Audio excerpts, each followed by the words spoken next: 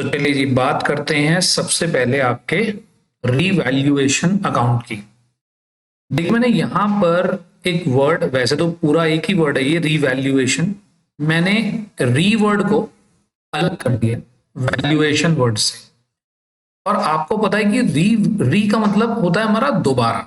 एक तरीके से हम यहां पर अगेन की बात कर रहे हैं, दोबारा की बात कर रहे हैं।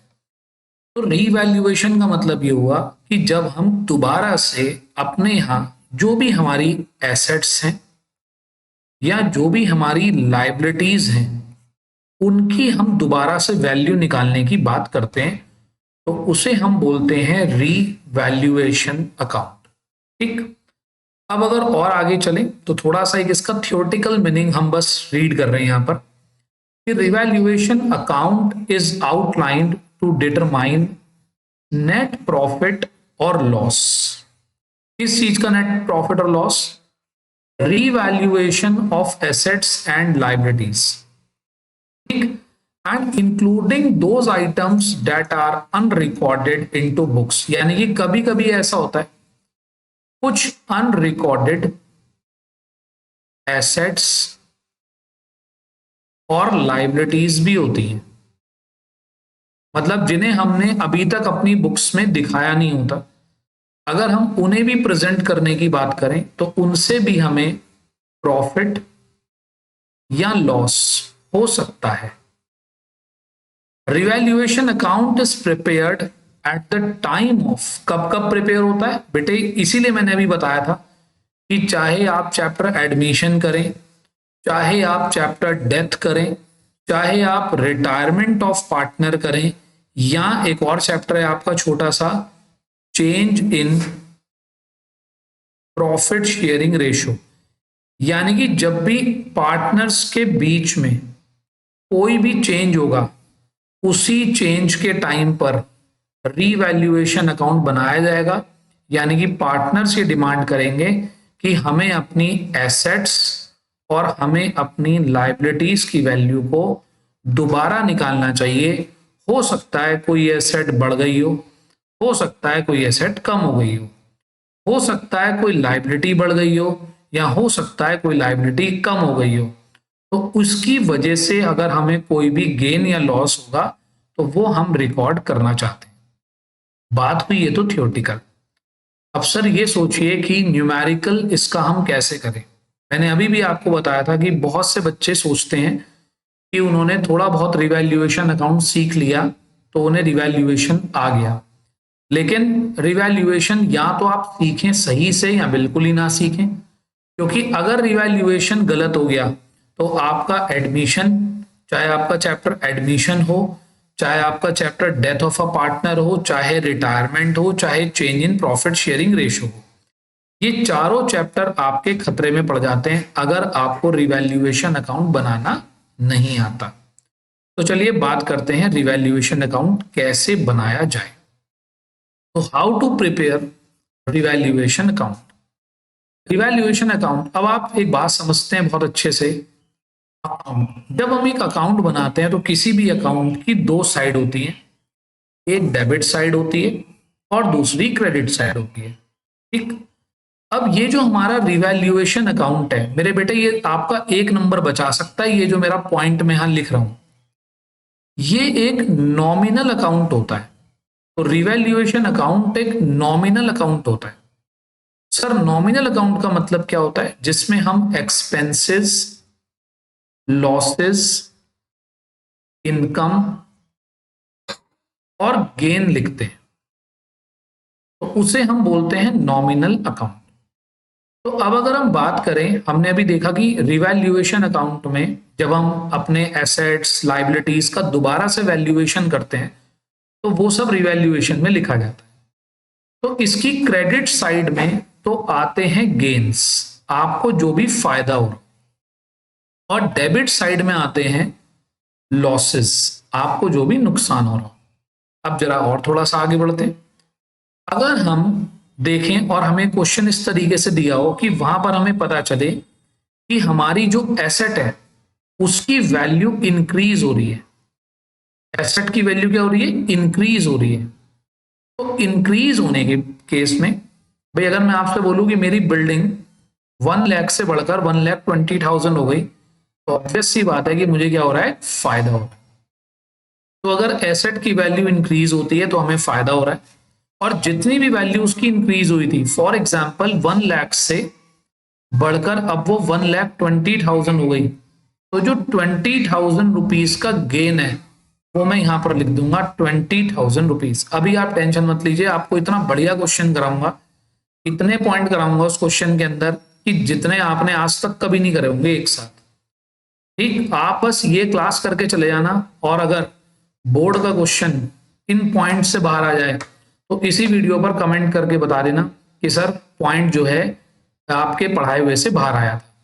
बिल्कुल भी कोई पॉइंट इस क्लास से बाहर नहीं आएगा रिवैल्यूएशन का, ये मेरी आपको गारंटी है।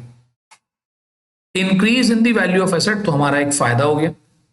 देखते हैं, अगर किसी लाइबिलिटीज की वैल्यू कम हो जाए, बेटे आपको पता है लाइबिलिटीज आपके ऊपर होती है एक बर्डन, और अगर उस लाइबिलिटी की वैल्यू कम हो जाए तो कहीं ना कहीं वो भी आपके लिए एक फायदा होता है। तो लाइबिलिटीज की वैल्यू कम होना भी यहां पर आएगा। अनरिकॉर्डेड एसेट, अगर आपको अचानक से कोई ऐसी एसेट मिल जाए जो अभी तक आपने रिकॉर्ड नहीं कर रखी थी लेकिन आपके पास थी, तो वो भी आपके लिए एक फायदा है।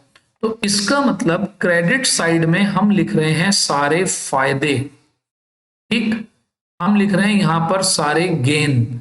और गेन हमें कब होता है, जब हमारी एसेट बढ़ती है या हमारी लाइबिलिटी कम होती है।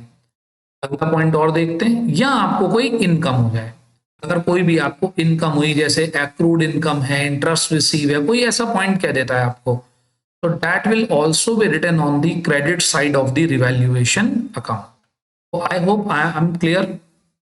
एसेट की वैल्यू बढ़ना, लाइबिलिटीज की वैल्यू कम हो जाना, एसेट की वैल्यू बढ़ जाना, कोई नई एसेट मिल जाना, और कोई इनकम हो जाना। क्लियर, तो ये हमारे क्रेडिट साइड में आते हैं क्योंकि ये हमारे फायदे होते हैं। अब अगर हम डेबिट साइड की बात करें, डेबिट साइड में क्या आना चाहिए, लॉसेस आने चाहिए। तो फर्स्ट ऑफ ऑल, अगर मेरी एसेट्स की वैल्यू, मेरी जो भी प्रॉपर्टीज हैं, एसेट्स हैं, अगर इनकी वैल्यू क्या हो जाए, कम हो जाए, डिक्रीज हो जाए, तो ये मेरे लिए क्या है, एक लॉस है। भाई अगर आपकी प्लांट एंड मशीनरी की वैल्यू डेप्रिशिएट हो जाए, कम हो जाए, तो वो आपके लिए क्या है, एक लॉस है। आफ्टर दैट, अगर आपकी लाइबिलिटीज की वैल्यू क्या हो जाए, इंक्रीज हो जाए, तो आप सोचिए अगर आपकी लाइबिलिटीज आपके ऊपर एक फाइनेंशियल बर्डन होता है, अगर मैं आपसे अचानक से कह दूं कि अब आपको बैंक लोन के लिए 10,000 एक्स्ट्रा देने पड़ेंगे, तो आपका बर्डन बढ़ गया, आपका नुकसान हो गया। नेक्स्ट, अगर आपको कोई लाइबिलिटीज और देनी पड़ जाए, अचानक से आपके ऊपर एक लाइबिलिटी आ जाए, तो वो भी आपके लिए क्या है, लाइबिलिटीज बढ़ना भी आपके लिए क्या है, लॉस है। और उसके बाद अगर कोई एक्सपेंस, जैसे एसेट लाइबिलिटीज को रिवैल्यू करने का एक्सपेंस, आउटस्टैंडिंग एक्सपेंस कोई आपके ऊपर आ जाए, तो वो भी आपके लिए क्या है, एक लॉस है। ये जब आप इस अकाउंट में जितने भी आपके फायदे होंगे वो क्रेडिट में लिख देंगे, जो भी आपके लॉसेज होंगे वो आप डेबिट में लिख देंगे। तो उसके बाद आपको पता है कि हम इस अकाउंट को क्या कर देते हैं, हम इस अकाउंट को क्लोज कर देते हैं, बंद कर देते हैं। और बंद करने के बाद बेटे अगर इधर आपका आंसर निकल कर आता है तो गेन कहलाएगा, और अगर आपका आंसर इधर निकल कर आता है, क्रेडिट साइड में निकल कर आता है, तो वो लॉस होगा। गेन आने का मतलब ये हुआ कि जो आपकी क्रेडिट साइड है, जो आपकी क्रेडिट साइड है, that is more than debit side, तो आपको क्या होगा, फायदा होगा। और आपको लॉस कब होगा, अगर आपकी डेबिट साइड ज्यादा है और आपकी क्रेडिट साइड कम है। तो बेटे ये मैंने आपको एक ब्रीफिंग दी है किसकी, कि रिवैल्यूएशन अकाउंट कैसे बनाते हैं। अब मैं आगे बढ़ने से पहले आपको दिखाता हूं कि मैं आने वाले क्लास में आपको क्या कराने वाला हूं। मैं आपको इस पूरे चैप्टर को, इस पूरे टॉपिक को 3 पार्ट में डिवाइड करके कराऊंगा। पहला जो हमारा टॉपिक है वो मैं आपको सिखाऊंगा change in the value of assets and liability. इसके अंदर मैं आपको पूरी एबीसी पढ़ाने वाला हूं। सर एबीसी मतलब मैं आपको ए से लेके जेड तक 26 पॉइंट्स कराऊंगा प्रैक्टिस के लिए। ठीक, तो इसी को हम ए टू जेड पॉइंट्स बोलेंगे। मतलब जितने भी पॉसिबल चीजें हो सकती हैं वो मैं सब आपको यहां पर कराऊंगा। एसेट और लायबिलिटी की वैल्यू में जो भी चेंजेस हो सकते हैं सबसे पहले मैं वो कराऊंगा। इस क्लास के सेकंड सेगमेंट में मैं आपको कराऊंगा कि अगर हमें कोई सॉरी अगर कोई अनरिकॉर्डेड एसेट्स या अनरिकॉर्डेड लायबिलिटीज अगर दे रखी हो तो उसका हम क्या करेंगे। तीसरा आता है जो इसका मेन जो आइटम बच्चों की गलत होती है वो यहां से है। अब बच्चे क्या सोचते हैं, अगर उन्हें ये आ गया करना तो सोचते हैं कि हमें सब आ गया, और एग्जाम में सबसे ज्यादा जो मिस्टेक होती है वो यहां पर होती है। करेक्ट। तो बेटा देखिए, या तो किसी चीज को आप ठीक से करिए पूरा, या फिर उसका फायदा नहीं है। एग्जाम में बहुत इजी चीजें नहीं पूछी जाती, थोड़ी सी कॉम्प्लिकेटेड होती हैं, तो उसके लिए थोड़ा सा आपको बेहतर प्रिपरेशन करनी चाहिए। मैं आगे आपको क्वेश्चंस भी दिखा देता। देखिए अभी क्योंकि आपका थोड़ा इंटरेस्ट बना रहेगा कि आगे हम क्या पढ़ने वाले हैं, हमारे कुछ काम का भी है या नहीं, या हमें क्लास एग्जिट करके साइड में बैठ जाना चाहिए। तो आप देखिए जरा मैं क्या पढ़ाने वाला हूं आपको।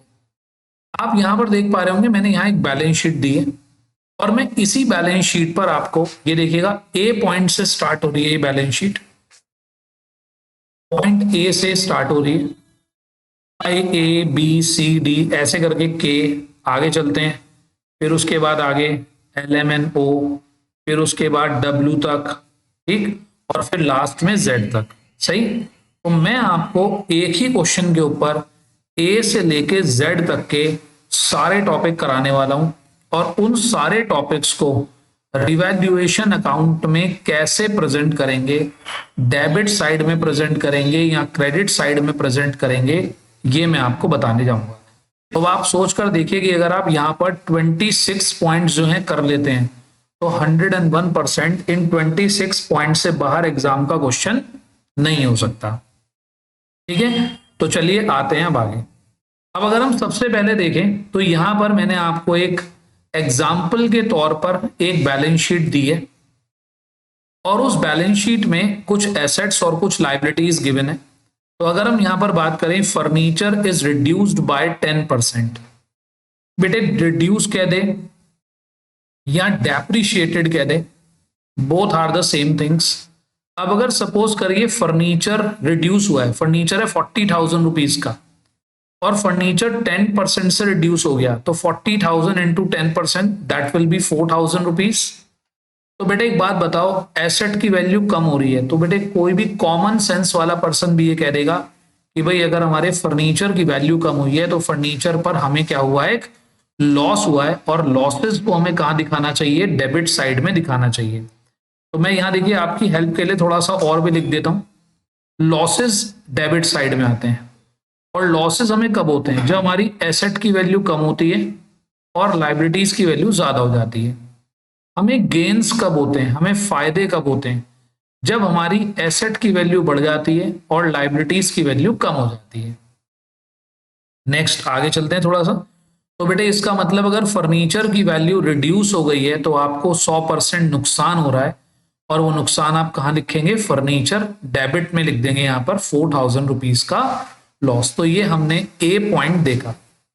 Building is appreciated by 20%। बेटे बिल्डिंग एप्रिशिएट हुई है, मतलब बिल्डिंग की वैल्यू पहले से इंक्रीज हो गई। तो बिल्डिंग है कितने की, 5 लाख रुपीज की, और 5 लाख इंटू 20%, तो 5 lakh into 20% that becomes 1 lakh.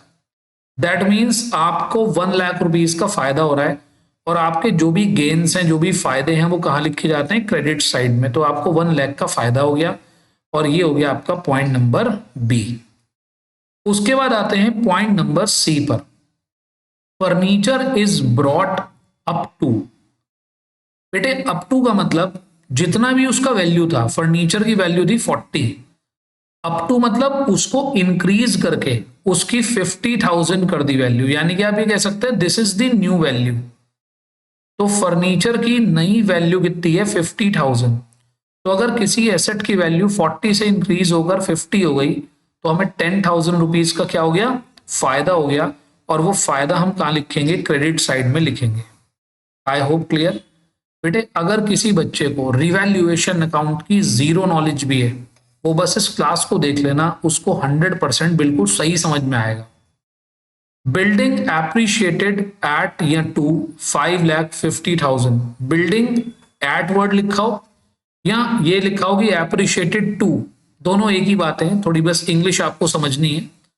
अब ये देखिए, आप बिल्डिंग थी 5 लाख, अगर बिल्डिंग 550 की हो गई तो आपकी बिल्डिंग 50,000 से इंक्रीज हो गई, तो आपको 50,000 रुपीज का क्या हो गया, गेन हो गया। आई होप यहां तक की बात आपको क्लियर है। उसके बाद आगे आते हैं, furniture is revalued at 30,000, furniture is revalued at 30, furniture कितना था हमारे पास 40, और कह रहा है कितने पर रिवैल्यूड हुआ है 30 पे, मतलब री मतलब दोबारा, दोबारा जब हमने उसकी वैल्यू निकाली तो वो कितने का था, बस 30,000 का था। दैट मीन्स फर्नीचर की वैल्यू क्या हो गई, 10,000 रुपीज से डिक्रीज हो गई, तो हमें 10,000 रुपीज का क्या हो गया, यहां पर लॉस हो गया, और लॉस आएगा डेबिट साइड में। Correct. Next point is furniture is reduce to, very important point, board में आता है कई बार, फर्नीचर इज रिड्यूस टू 60%।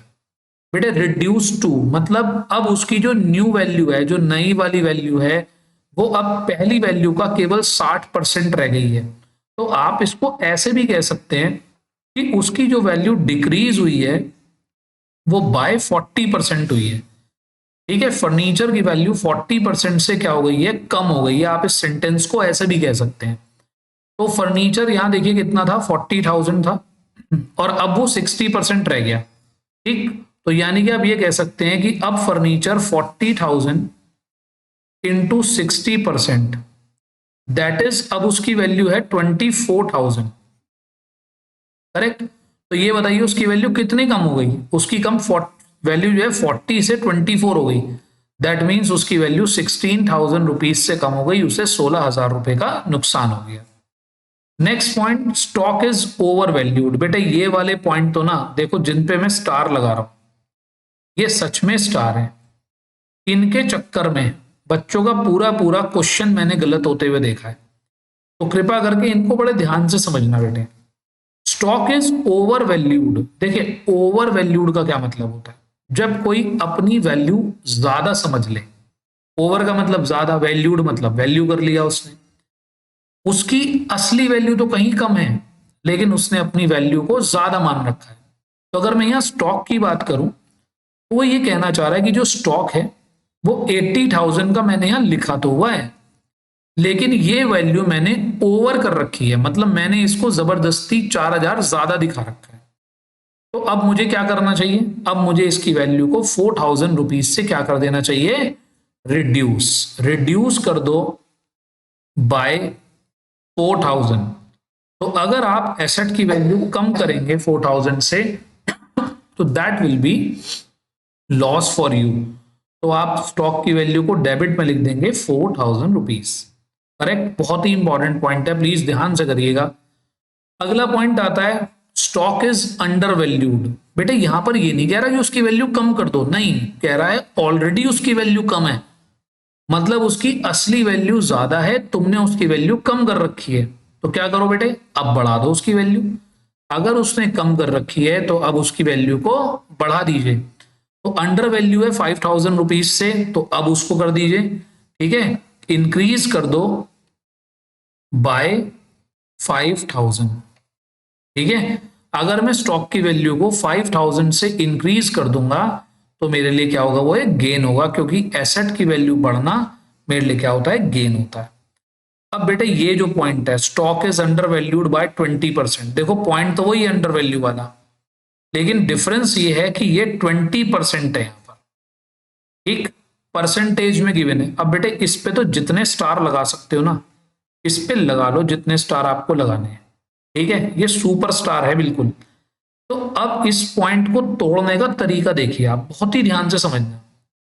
अगर मैं आपसे ये कहूं कि भाई मैंने कोई चीज अंडर वैल्यू कर रखी है बाय 20%, इसका मतलब ये होता है कि उस चीज की, अगर मैं 100 रुपीज की बात करूं कि वो चीज सच में 100 रुपए की है, लेकिन मैंने उसे 20% कम, मैंने उसे 80 रुपीज का लिखा हुआ है, इसका ये मतलब होता है। बच्चे इस अंडर वैल्यूड वर्ड को ऐसे मान लेते हैं कि हमें वैल्यू को डिक्रीज करना है 20% से। बेटे बिल्कुल ऐसा नहीं है। आप अगर कम भी समझ में आए ना तो इस पॉइंट को रट लेना, अंडर वैल्यूड के साथ परसेंटेज गिवन है। इसका मतलब कह रहा है कि मैंने 100 रुपए की चीज को 20% कम दिखा रखा है, यानी कि मैंने उसे 80 रुपए की दिखा रखा है, जबकि उसकी वैल्यू पहले से ज्यादा है। तो जरा आप देखिएगा ध्यान से, stock is under valued, stock था 80,000, यानी कि आप ये मानिए कि मैंने जो स्टॉक है, स्टॉक को 80% वैल्यू पे दिखा रखा है। तो 80% वैल्यू है कितनी, 80,000 रुपीज, करेक्ट। तो बेटा ये नहीं करना है 80,000 का 20% आप कैलकुलेट करने लगो, बिल्कुल मत करना है ऐसा। इसका मतलब था ये 100 का, लेकिन मैंने 80 माना हुआ है। तो अब मैं क्या करूंगा, इसकी सही वैल्यू निकालने के लिए बेटे 80,000 को डिवाइड कर दीजिए 80% से, और आपको पता है यहां से परसेंटेज हटा के अपोजिट साइड में आ जाता है 100। तो ये कैलकुलेट होकर आ गया 1 लाख। इसका मतलब जो स्टॉक की एक्चुअल वैल्यू है, स्टॉक की जो एक्चुअल वैल्यू है दैट इज 1 लाख, करेक्ट।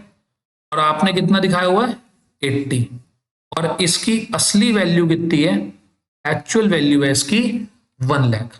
तो क्या करें, अब स्टॉक को 20,000 रुपीज से इंक्रीज कर दीजिए, स्टॉक को 20,000 रुपीज से क्या कर दीजिए, इंक्रीज कर दीजिए। और मैं आपको बता रहा हूं ये पॉइंट बहुत ही इंपॉर्टेंट है।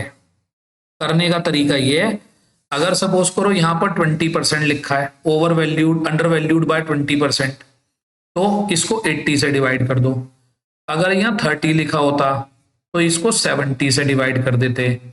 अगर यहां पर 10 लिखा होता तो इसको 90 से डिवाइड कर देते, तो हमारी ओरिजिनल वैल्यू, असली वैल्यू निकल कर आ जाती। और फिर हम देखते कि अच्छा 80 की चीज को एक्चुअल वैल्यू उसकी 1 लाख है, तो 20,000 से उसकी वैल्यू को इंक्रीज कर देते। I hope it is clear. बहुत अच्छा पॉइंट है, दोबारा देख लीजिएगा एक बार। नेक्स्ट पॉइंट पर आते हैं, जे पॉइंट है आपका, 5% प्रोविजन या reserve is created on sundry creditors for discount. इसका मतलब क्रेडिटर्स तुम्हें डिस्काउंट देने वाले हैं। बेटे क्रेडिटर कौन होता है, क्रेडिटर होता है आपकी लाइबिलिटी। और अगर कोई क्रेडिटर आपको डिस्काउंट देने वाला है, जरा सोच कर देखिएगा, ये जो पॉइंट है ये रेयर पॉइंट है, रेयर, बहुत ही कम आता है, लेकिन पॉइंट तो है। क्रेडिटर्स पर 5% प्रोविजन बनाना है, मतलब क्रेडिटर्स, उम्मीद है, मुझे लग रहा है कि क्रेडिटर मुझे 5% कम में मेरे से पैसे ले लेंगे, यानी कि मैं जब उन्हें पेमेंट करने जाऊंगा तो वो मुझे 5% की डिस्काउंट दे देंगे। तो ये क्या हो गया, मेरा एक फायदा हो गया। तो क्रेडिटर को 5,000 रुपीज कम देने पड़ेंगे। बेटे 1 लाख का 5% आपने कैलकुलेट करा, दैट बिकम्स 5,000 रुपीज। तो 5,000 रुपीज का आपको फायदा हो गया। तो प्रोविजन आपने बना दिया यहां पर, discount on creditors 5,000 rupees. Next point is, a creditor of 2,000 is not likely to claim his money and is to be written off. बेटे एक, हमें लग रहा है कि एक जो क्रेडिटर है वो अपने पैसे हमारे पास मांगने के लिए नहीं आएगा। क्यों, आपको कहीं से सुनने में आया कि भाई वो क्रेडिटर तो कंट्री छोड़ के कहीं चला गया या उसको कुछ हो गया, तो हमें लग रहा है यार अब वो कहाँ आएगा पैसे लेने। तो हमने कहा नहीं भाई, अब इसको कोई पैसा देने की जरूरत नहीं पड़ेगी। तो बेटे अगर पैसा देने की जरूरत नहीं पड़ेगी तो आपका क्या हो जाएगा, फायदा। और ये वाला जो पॉइंट है बेटे, ये बोर्ड में काफी बार आया, पॉइंट तो इजी सा है लेकिन आया हुआ है। तो मैं आपको साथ साथ ये भी बता रहा हूँ कि बोर्ड में ऐसा नहीं किया केवल टफ आते हैं पॉइंट, नहीं, टफ के साथ जो थोड़े मॉडरेट पॉइंट्स होते हैं वो भी एग्जाम में पूछे जाते हैं। तो आई होप आपको यहां तक क्लियर है। चलिए नेक्स्ट पॉइंट पर आते हैं हम अपने। देखिए नेक्स्ट पॉइंट देखते हैं, patents are valueless. Patents are valueless मतलब वो कह रहा है कि पेटेंट्स की अब कोई भी वैल्यू नहीं है, या ऐसे कह सकता है patents will be completely written off. हमने उन्हें क्या कर दिया, बैलेंस शीट से खत्म कर दिया, इसे हमने जीरो मान लिया कि भाई अब इसकी कोई भी वैल्यू नहीं है। तो बेटे एक बात बताइए, अगर इस एसेट की कोई वैल्यू नहीं है पेटेंट की, तो आपका क्या है, वो पूरी तरीके से नुकसान है। और आपको पता है नुकसान कहां पर आते हैं, डेबिट में आते हैं। तो लॉसेस हम कहां लिखते हैं हमेशा से, लॉसेस हम लिखते हैं डेबिट में, करेक्ट। तो ये क्या हो गया हमारा, पेटेंट पर हमें क्या हुआ है, लॉस हुआ है। तो चलिए लॉस को हम कहां लिख देते हैं, डेबिट साइड में, कि हमारा 7500 का लॉस हो गया। नेक्स्ट पॉइंट है इंप्लॉय प्रोविडेंट फंड। बेटे ईपीएफ, कुछ बच्चे फंड वर्ड सोच के समझते हैं कि ये रिजर्व है। भाई ये रिजर्व नहीं है, ये हमारी लाइबिलिटी ही होती है। एम्प्लॉय प्रोविडेंट फंड का ये मतलब होता है कि जो आपके एम्प्लॉयज हैं, आप उनकी सैलरी में से ये अमाउंट डिडक्ट करते हैं और गवर्नमेंट के पास इसको डिपॉजिट कर देते हैं। तो बेटा ये आपका पैसा तो है ही नहीं, ये तो आपने एम्प्लॉयज की सैलरी में से कट करा है और आप गवर्नमेंट के पास इसको जमा कर देंगे। तो आपके लिए क्या है, एक लाइबिलिटी है ये 5000 रुपीज की। तो देखिए employ provident fund is to be increased by, तो लाइबिलिटी क्या हो गई, बढ़ गई है। तो बेटे लाइबिलिटी बढ़ना हम लोगों के लिए क्या होगा, लॉस होगा। तो हमने इसको कहां डाल दिया, डेबिट साइड में। आई होप क्लियर है। Stock include 1000 for absolute item. बेटे एब्सोलेट का मतलब होता है पुराना, पुराना, ठीक है, बिल्कुल बेकार हो गई हैं, खराब हो गई हैं, तो ये भी हमारे लिए क्या है, लॉस है। तो लॉस कहां पर आएगा हमारा, डेबिट साइड में। क्लियर। आते हैं स्टॉक पर। बेटे जैसे अभी अंडर वैल्यूड वाला पॉइंट आया था, now it is over valued bye 60%। देखिए अब जो ये पॉइंट आपसे कह रहा है कि stock is over valued bye 60%, मैंने अभी आपको पहले भी ओवर वैल्यू और अंडर वैल्यू का पॉइंट बताया। देखिए ओवर वैल्यूड को ना कई बार बच्चे ऐसा सोचते हैं कि हमें इसकी वैल्यू इंक्रीज करनी है, लेकिन ऐसा नहीं है। इसका मतलब ये है कि स्टॉक की वैल्यू ऑलरेडी 60% ज्यादा है। यानी कि आप ये मानिए कि उसकी जो एक्चुअल वैल्यू है, उसकी एक्चुअल वैल्यू 100 रुपए है, और आपने जो उसको बुक में लिख रखा है, जो उसकी बुक वैल्यू है वो 160 रुपीज है। आप इसको ऐसे मानकर चलिए, यानी कि आपने यहाँ जो स्टॉक लिखा हुआ है, ठीक, ये आपने इसके अंदर 60% ऑलरेडी ऐड कर रखा है। तो इसको कम कैसे करें, तो ध्यान से सुनिएगा। 80,000 इसकी वैल्यू लिखी है, तो इसको आप 160 से डिवाइड करिए और 100 से करिए मल्टीप्लाई। तो यहां पर आपका जो आपकी सही वैल्यू है वो निकल कर आ जाएगी एक्चुअल वैल्यू, और इसकी एक्चुअल वैल्यू निकल कर आ गई 50,000 रुपीज। इसका मतलब स्टॉक है 50 का, लेकिन आपने कितने का लिखा हुआ है, 80 का। तो स्टॉक की वैल्यू 30,000 रुपीज से आप क्या कर देंगे, कम कर देंगे। और आपको पता है जब स्टॉक की वैल्यू कम हो रही है तो हमारे लिए क्या होगा, वो एक नुकसान होगा। तो हम उसे रिवैल्यूएशन अकाउंट की डेबिट साइड में पुट कर देंगे। देखिए ये जो पॉइंट है ना, ओवर वैल्यूड अंडर वैल्यूड वाले, और वो भी साथ में परसेंटेज, ये पॉइंट मोस्ट इंपॉर्टेंट है। मुझे पूरी पूरी उम्मीद है कि बोर्ड के 2023 के एग्जाम में ये पॉइंट जरूर पूछा जाएगा कहीं ना कहीं। चलिए नेक्स्ट पे आते हैं। अब यहाँ पर एक पॉइंट आपको दिखाई दे रहा होगा कि sundry creditors were unrecorded to the extent of 5,000 rupees, या इसको ऐसे भी कह सकता है कि a creditor of 5,000 not recorded in the books was to be taken into account. मतलब हमारे क्रेडिटर तो हैं, लेकिन अभी तक हमने उन्हें रिकॉर्ड नहीं करा है। तो बेटे अगर हमने क्रेडिटर रिकॉर्ड नहीं करे और अब हम उन्हें रिकॉर्ड करें, तो हमारी लाइबिलिटीज क्या हो जाएगी, बढ़ जाएगी। और जब आपकी लाइबिलिटीज इंक्रीज होती है तो आपके लिए क्या होता है, एक लॉस होता है। तो आपने पॉइंट नंबर पी को डेबिट साइड में दिखा दिया, क्योंकि आपको 5,000 रुपीज का क्या हो रहा है, यहाँ पर लॉस हो रहा है। नेक्स्ट पॉइंट पर आते हैं। Sundry creditors were valued at rupees 1,10,000। One bill for goods purchase have been omitted from the books. देखिए हमारे क्रेडिटर थे 110 के, और अब वो वैल्यूड हो रहे हैं 110 पर। और ये 10 जो इंक्रीज हुए इस वजह से हुए कि एक बिल हम अपनी बुक्स में शो करना भूल गए थे। तो यहाँ पर भी क्या हुआ है कि देखिए आप मानकर चल रहे थे आपके क्रेडिटर 110 के हैं, और यहाँ पर आपके क्रेडिटर हो गए, सॉरी 1 के हैं और आपके क्रेडिटर हो गए 110। तो यहाँ पर क्या हुआ, आपके क्रेडिटर 10,000 रुपीज से इंक्रीज हो गए तो आपके लिए क्या हो गया, आपका एक्सपेंस बढ़ गया, यहाँ कह दीजिए आपको लॉस हो गया। लाइबिलिटी बढ़ने से आपको लॉस हो जाता है, तो ये भी हो गया आपका डेबिट। नेक्स्ट पॉइंट देखते हैं, point are, 10% depreciation will be charged on plant and machinery. बेटे सिंपलेस्ट पॉइंट है और आई होप आप सभी को आता भी होगा। प्लांट एंड मशीनरी पर डेप्रिसिएशन अगर हम लगाएं, यहाँ पर हमारी प्लांट एंड मशीनरी है 80,000 की, और 10% अगर हम उस पर डेप्रिसिएशन कैलकुलेट करें तो 80,000 इंटू 10% दैट बिकम्स 8,000। तो बेटा आपको 8,000 का लॉस हो गया, और लॉस आप कहाँ पर दिखाते हो, रिवैल्यूएशन अकाउंट की डेबिट साइड में। नेक्स्ट पॉइंट पे आते हैं, plant and machinery be valued at 125%। बेटे ध्यान से देखिएगा, यहां पर कहीं पर भी ओवर वैल्यूड अंडर वैल्यूड नहीं लिखा, यहाँ पर सिंपल लिखा है वैल्यूड। मतलब हमें लगता है कि प्लांट एंड मशीनरी 125% के इक्वल है, यानी कि आप इसको ये भी कह सकते हो कि प्लांट एंड मशीन की वैल्यू 25% से इंक्रीज हो गई। तो प्लांट एंड मशीनरी यहाँ पर लिखा है 80,000, 80,000 का आपने 25% कैलकुलेट कर लिया, और आपका जो प्लांट एंड मशीनरी है वो कहाँ पर आ गया, पॉइंट नंबर एस आप यहाँ पर देख सकते हैं कि प्लांट एंड मशीनरी की वैल्यू 20,000 रुपीज से इंक्रीज हो गई, क्योंकि 80,000 रुपीज का 25% आपने इंक्रीज कर दिया, तो डेट मीन्स 20,000 रुपीज आपको गेन हुआ है, आपको फायदा हुआ है।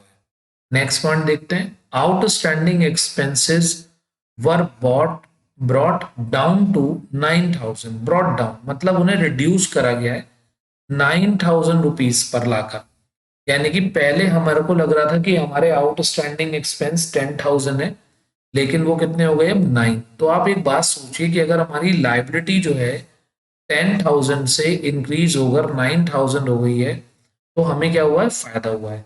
और फायदे कहाँ लिखे जाते हैं, क्रेडिट साइड में लिखे जाते हैं, तो हमने यहाँ पर लिख दिया 1,000 रुपीज। नेक्स्ट आते हैं, outstanding expenses will be paid of.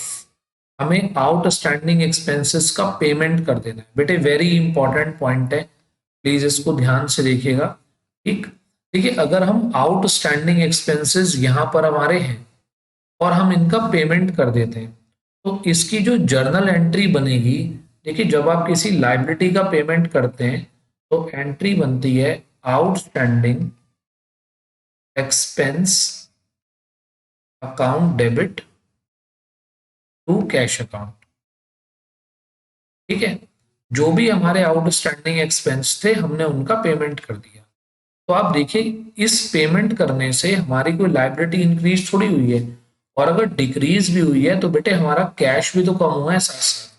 यानी कि ये जो पॉइंट है, पॉइंट नंबर यू जो है हमारा, पॉइंट नंबर यू का रिलेशनशिप केवल रिवैल्यूएशन अकाउंट से नहीं है, रिवैल्यूएशन अकाउंट से इसका कोई रिलेशन ही नहीं है। भाई आपने अपनी लाइबिलिटी पे कर दी, इसमें किस बात का फायदा और किस बात का नुकसान, तो ना तो ये कोई फायदा है ना ये कोई नुकसान है।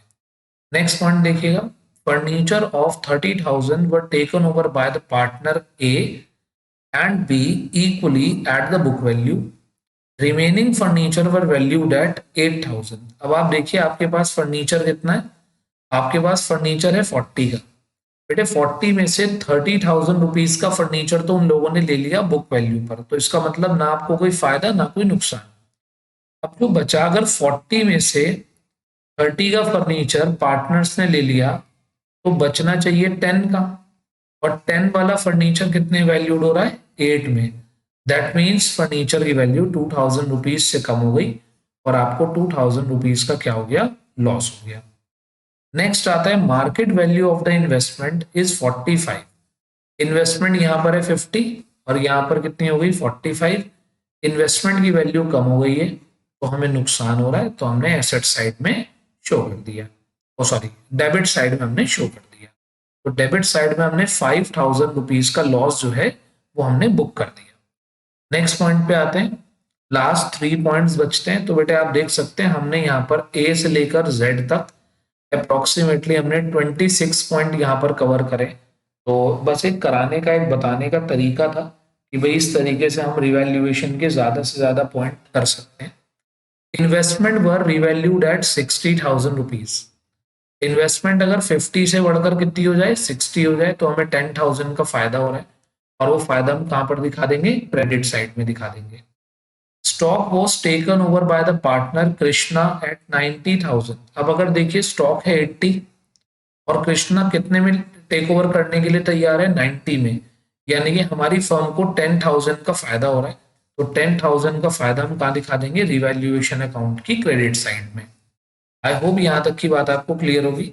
लास्ट पॉइंट की तरफ बढ़ते हैं। A liability on account of damage of 7,000 included in the sundry creditor. मतलब ये जो हमारे क्रेडिटर है, इनके अंदर ऑलरेडी एक 7,000 रुपीज की लाइबिलिटी इंक्लूड है, लेकिन वो लाइबिलिटी कितने में सेटल हुई है, 12 में। यानी कि आप ये कह सकते हैं कि 7,000 रुपीज की जो लाइबिलिटी थी, हमें उसका पेमेंट कितने पे करना पड़ा, हमें उसका पेमेंट 5,000 ज्यादा में करना पड़ा। तो हमने क्या करा, यहाँ पर 5,000 का प्रोविजन फॉर डैमेज दिखा दिया, और ये हमारे लिए क्या हो गया, एक नुकसान हो गया। तो ये ऑब्वियस सी बात है, जिस चीज के लिए आप 7,000 की तैयारी करके चल रहे हैं, अगर आपको 12,000 पे करना पड़ जाए, तो आपके लिए 5,000 रुपीज का क्या है, लॉस है। आई होप आपको यहाँ तक की बात क्लियर होगी।